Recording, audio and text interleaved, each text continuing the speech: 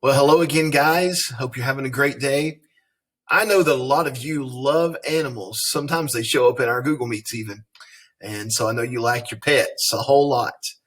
And if you like animals and you like working with animals, you like what we've been studying about animals, about their life cycles, then you might like to do a job when you grow up.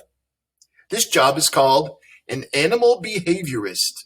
An animal behaviorist. So let's talk about that. We're going to spend the whole lesson today talking about animal behaviorists. This is on page 245 in your science book. You can just read along with me. You don't really need your science book out today, but you can look at it later if you'd like. So the question is, what is an animal behaviorist? The answer, an animal behaviorist is a scientist. I study animals' behavior or how it responds to its environment. In other words, I research how animals act. So an animal behaviorist researches how animals act. You can see this behaviorist is looking at a sloth. Wouldn't that be fun to get to work with animals all day long and see why sloths move the way they do and why they eat what they eat? Second question, why do animals act the way they do? And the answer, animals are born with some behaviors. These are called instincts. Birds migrate or travel when the seasons change. Ground squirrels hibernate during the cold winter.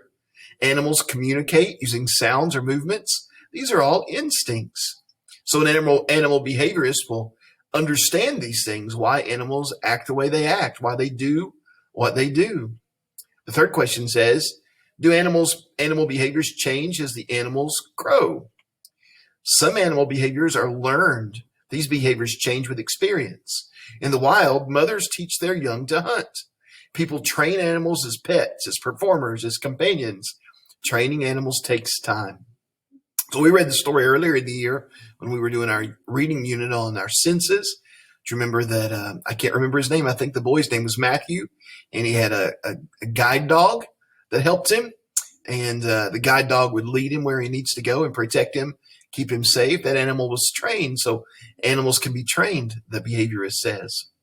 So animals are really interesting. And, my cat, Shasta, she does the same thing every day because she's on my schedule. Every morning, as soon as I get up, it doesn't matter if it's 4 o'clock in the morning or 9 o'clock in the morning, she hears me get up.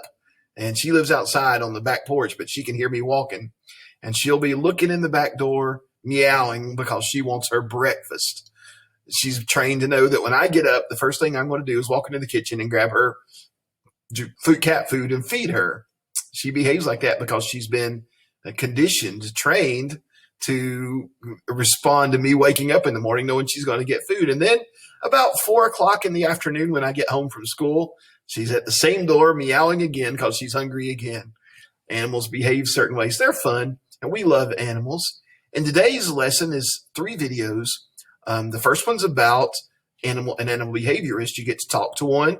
If this is something you think you'd like to do as a career, the next video can even tell you how much money you might even make as an animal behaviorist. So I'll let you watch it.